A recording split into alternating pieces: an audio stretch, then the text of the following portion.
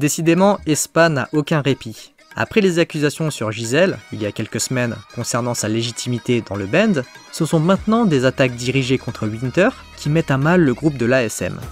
Il y a de cela quelques jours, le band a tenu un V-Live. Et durant ce dernier, Winter demanda aux internautes d'écouter leur deuxième titre, Forever, 5 milliards de fois.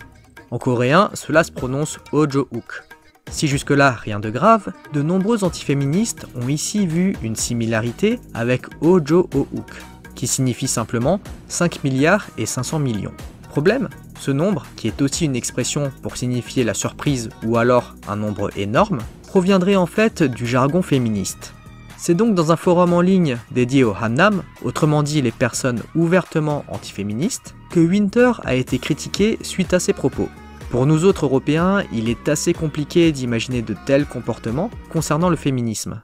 Mais il faut savoir qu'en Corée, le féminisme est perçu non pas comme l'égalité des genres, mais plutôt comme la supériorité de la femme sur l'homme.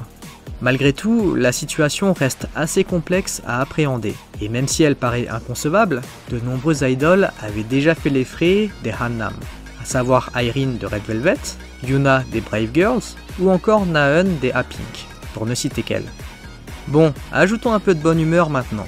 Dans le DVD de BTS, Memories of 2020, sorti le 4 août, un court extrait dans lequel nous voyons Jimin ainsi que V attira l'attention de nombreux spectateurs. Dans ce dernier, nous pouvons y entendre vraisemblablement V y chanter le titre Lovesick Girls de Blackpink. Si des internautes se questionnent sur la personne qui a réellement chanté, il n'en reste pas moins que de nombreux netizens ont été agréablement surpris par cet extrait.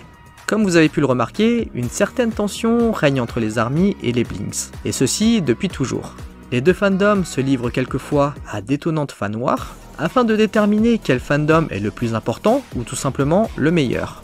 La dernière en date est celle pour laquelle le hashtag BlackpinkDisband est apparu. Suite à des critiques de la part de prétendus Blinks, à la limite de l'obscénité concernant BTS, des ARMY ont placé en tendance le fameux hashtag sur Twitter. Je vous invite à voir la vidéo traitant du sujet si vous avez loupé cet épisode. Et pour le coup, le fait que BTS chante Blackpink vient prouver qu'encore une fois, les bands n'ont aucune animosité entre eux. Ce sont des collègues, dans une industrie certes compétitive, mais pas moins complices, notamment lors des différents événements multigroupes.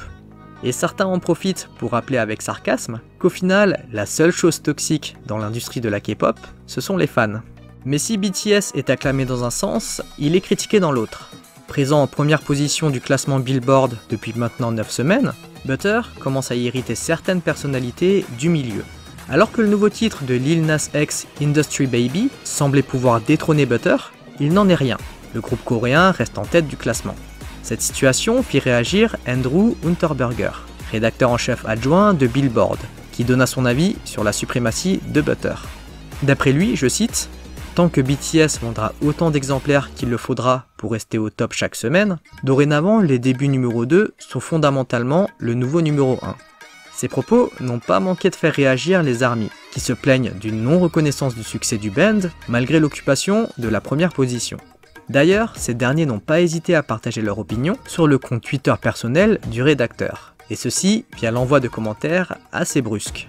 En fait, pour comprendre la portée des propos d'Unterberger, il faut revenir aux critères fondamentaux du classement Billboard.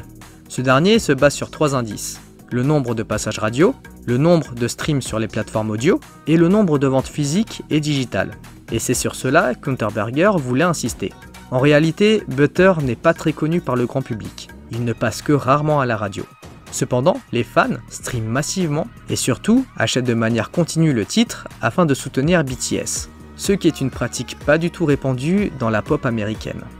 Et en fait, c'est ce gonflement artificiel via les achats sous toutes ses formes du titre qui motive les propos du rédacteur en chef adjoint.